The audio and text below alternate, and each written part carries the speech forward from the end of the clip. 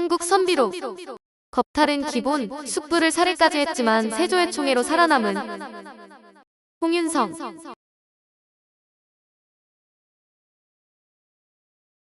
태종 이방원에게 조영무가 있다면 그와 비슷한 이미지로 세조에게는 홍윤성이 있었는데 두 사람 모두 용감한 장수이지만 머리는 그렇게 좋은 사람들이 아니었습니다.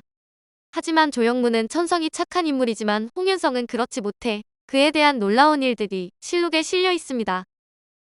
세조 4년인 1458년 7월 11일 계유정난의 1등 공신 홍윤성이 어머니 상중에 김한의 딸을 강제로 법탈하려다 사원부의 탄핵을 받았습니다. 세조실록 13권 세조 4년 7월 11일 병신 첫 번째 기사 1458년 명천순 2년 홍윤성이 간통하려 한 일을 국문하게 하다.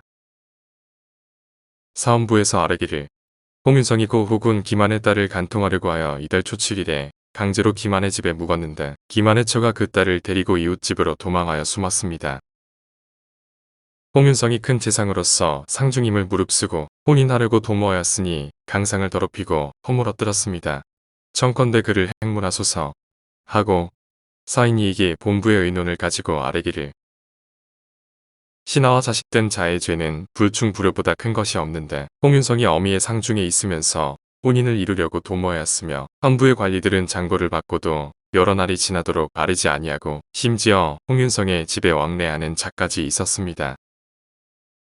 대저인군이 능히 스스로 다스리지 못하는 것은 이목직관에게 맡기는데 지금 헌부는 곧 이와 같은 지경에 이르렀으니 청컨대 홍윤성을 파직하고 의금부로 하여금 국문하게 하고 아울러 헌부의 관리들도 행문하게 하소서 하니 그대로 따랐다. 의금부에 전지하기를 홍윤성이 어미의 상중에 있으면서 고국은 김한의 딸을 위협하여 간통하려고 그 집에 투숙하였고 대사원 어여첨 집에 입하지평 황현엄 등은 김한의 처의 장고를 받고도 빨리 조사하여 묻지 아니하고 홍윤성의 집을 왕래하면서 며칠 동안 미루어 지연시키다가 이에 아뢰었으니 아울러 국문하여서 아뢰어라 하였다. 상소를 받은 세조는 홍윤성의 죄가 있다면 그 명백한 증거를 가지고 와라고 지시하고 상소를 돌려보냈는데 며칠 뒤 사원부에서 홍윤성이 사원부에 출두 요구서를 받고도 북살하고 있다고 보고했습니다. 사건의 내용은 사원부에 상소가 있기 사흘 전 세종 시절 사역 원주부 고 김한의 딸을 홍윤성이 강제로 겁탈하려고 그의 집을 무단 침입하였습니다. 놀란 김한의 아내는 딸을 데리고 이웃집으로 피신을 하였는데 조사를 맡은 사원부에서 장령들이 홍윤성의 간통 사건을 서로 맡지 않겠다고 버티다 홍윤성에게 출두 요구서를 보냈습니다. 하지만 홍윤성은 사원부의 요구를 묵살하고 있었는데 이런 이야기를 전해들은 왕은 다음과 같이 지시하고 사건을 의금부에 넘겼습니다. 내가 듣기로 홍윤성의 간통 사건이 김한의 처고발을 받고도 지금 조사를 하지 않고 있다고 들었으니 대사원 어효첨과 집의 입하, 지평 황윤원 등은 직무를 수행하지 않은 죄가 있으니 이들까지 같이 조사하여 보고하라. 지금으로 말하면 검사들이 권력이 무서워 조사를 하지 않고 버티다 겨우 소환장을 발부했지만 출두하지 않고 조사도 흐지부지하자 검찰총장과 부장검사 등을 직무유기죄로 다뤄 경찰에 조사를 맡긴 것입니다.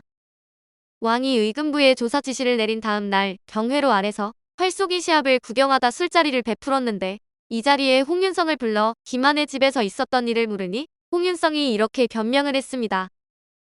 신이 술에 취하여 잘못 들어간 것입니다. 나머지 일은 신이 한 일이 아니고 정신 나간 저의 수족들이 한 일이라 심히 야단을 쳤습니다. 이에 왕은 사원부에서 한 나라의 공신을 무고했다고 판단, 사원부 수장, 대사원 어효첨을 파직시키고 의금부에서 무고한 자들까지 찾아내라 명령했습니다. 왕은 의금부에 사건 조사를 맡기면서 지시하길 홍윤성을 조사하지 말고 공신을 무고한 혐의로 김한의 아들 김분 등을 국문하게 하라고 지시해 갑자기 피해자가 피의자로 둔갑하게 됩니다. 평소에 공신들과 술자리를 자주 가졌던 세조는 이날 홍윤성의 말만 믿고 오히려 피해자인 김한의 아들을 국문하게 명하니 사헌부 사단원 대관들이 합동으로 나서게 됩니다. 왕의 지시가 잘못됐다며 다음날 대사원 민건 집의 구신춘, 장령 김국광 등이 상소하며 다시 홍윤성을 탄핵한 것입니다. 사헌부 사관원 양사에서는 홍윤성이 그저 술을 먹고 실수한 것이 아니라 주변 정황을 모두 조사한 결과 계획적이고 의도적으로 행한 일이라고 그의 죄를 물어야 한다고 주장한 것입니다. 세조실록 13권 세조 4년 7월 29일 갑인 두 번째 기사 1458년 명천순 2년 대사원 민권 등이 홍윤성을 죄줄 것을 청하다. 지중추원사 홍윤성이 공신이란 신분으로 스스로 몸을 조심하지 않고 어미의 상중에 있으면서 정욕을 참지 못하고 전일에 혼인을 청한 여인의 집에 바로 밤에 쳐들어가 강간을 하니 아무리 공신이라도 그냥 덮어둘 수 없습니다.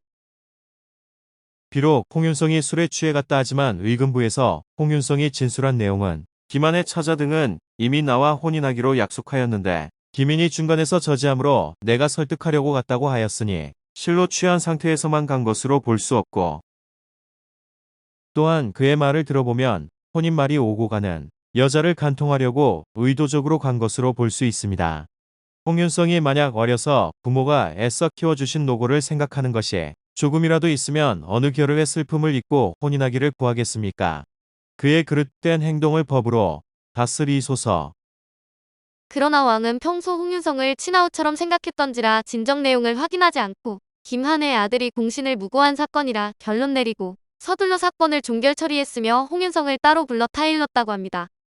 홍윤성은 계유정난에 참여해 김종서를 잡아들여 1등 공신이 된 자이지만 성질이 포악하고 힘이 장사였습니다. 김종서가 미리 홍윤성을 힘못쓰게 하기 위해 자기 집으로 초대하여 자기의 젊은 첩에게 큰 그릇에 술을 가득 부어 홍윤성에게 마시게 하니 석 잔을 마시고도 유유히 걸어 나와 김종서를 놀라게 했다고 합니다. 그날이 바로 계유정난이 일어난 아침이었는데 홍윤성은 그날 거사를 치르면서도 하루 종일 취한 기색 없이 일을 잘 처리해 세조의 신임을 받았습니다.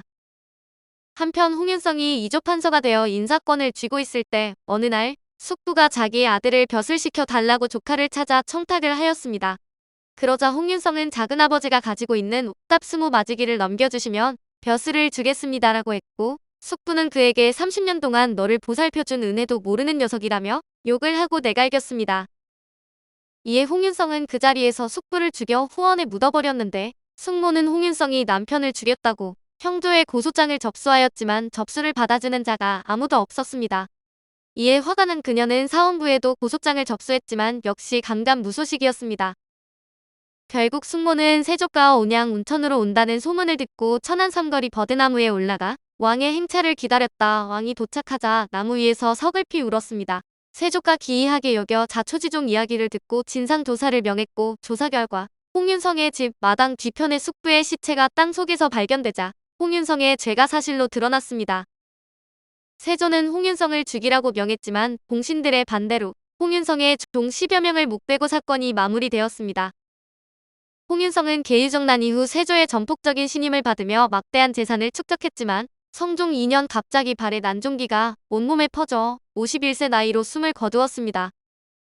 홍윤성은 평소에도 여자에 대한 욕심이 많아 반반한 여인을 보면 그 자리에서 취하지 못하면 병이 날 정도로 음욕이 많아 후시를 열어두었습니다. 정실 부인인 남씨는 아들을 낳지 못한다는 이유로 버렸으며 그가 죽자 그 많은 재산을 놓고 후실들 사이에 재산 분쟁이 일어나기도 했습니다. 오늘 한국선비록은 겁탈은 기본, 숙부를 살해까지 했지만 세조의 총애로 살아남은 홍윤성이었습니다.